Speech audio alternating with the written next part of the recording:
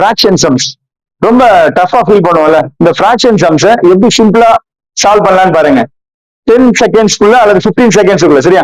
இப்ப பாருங்களேன், ஒரே நம்பர் தான் எல்லாமே ஒரே ஃபிராக்ஷன் தான். Multiplication, division, addition, subtraction. Addition சப்ட்ராக்ஷனுக்கு எல்சிஎம் எடுக்கணும். இது ரெண்டுக்கும் எல்சிஎம் தேவையில்லை.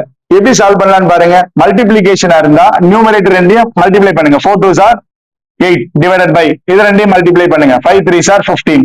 அவ்வளவுதாங்க ஆன்சர். இப்போ டிவிஷன்ல சாக்லேட் ஞாபகம் வைக்கணும். சரியா? அதாவது இது ரெண்டையும் மல்டிப்ளை பண்ணணும். 4 3s are 12.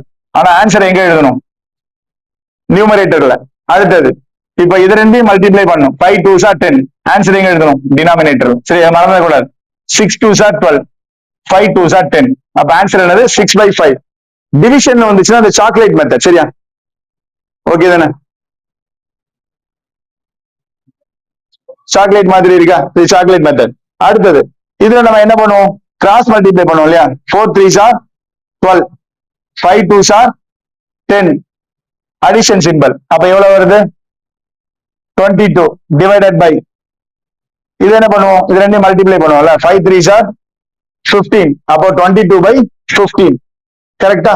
இது ரெண்டையும் கிராஸ் மல்டிப்ளை பண்ணி ஆட் பண்ணிட்டோம், மல்டிப்ளை பண்ணிட்டோம் இல்லையா? அடுத்தது இது சப்ட்ராக்ஷன். அதே தாங்க. 4 3s are 12. 5 2s are 10. இங்க என்ன இருக்கு? Subtraction simple. அப்ப இங்க சப்ட்ராக்ஷன். அப்ப என்ன வருது? 12 minus 10 2 இல்லையா? டிவைடட் பை இது ரெண்டையும் மல்டிப்ளை பண்ணுங்க. 5 3s are 15. அவ்வளவுதாங்க. இந்த மாதிரி கணக்குகளை எளிய முறையில நம்ம செய்யணும் அப்படின்னு சொன்னா மறக்காம நம்ம சேனலை சப்ஸ்கிரைப் பண்ணிக்கோங்க. பெல் ஐகானை பிரஸ் பண்ண மறந்துடாதீங்க. நான் எப்பெல்லாம் காணொலி பதிவிடுகிறேனோ அது உங்களை வந்தடையும். உங்க நண்பர்களுக்கும் மறக்காம ஷேர் பண்ணுங்க. தினமும் 5 மணிலிருந்து 6 மணி வரைக்கும் நேரலை கணித வகுப்புகள், மேத்ஸ் ஷார்ட் ட்ரிக்ஸ். எவ்வளவு தூரம் எளிமையா கணக்குகளை போட முடியுமோ செய்யலாங்க. ஒருவேளை இல்ல சார் இதை விட எனக்கு எளிமையா தெரியும், கண்டிப்பா கமெண்ட் செக்ஷன்ல பதிவிடுங்க. உங்களுக்கான அந்த பதிவையும் நம்ம என்ன பண்ணலாம்? ஆன்லைனுக்கு கொண்டு வரலாம். சரியா?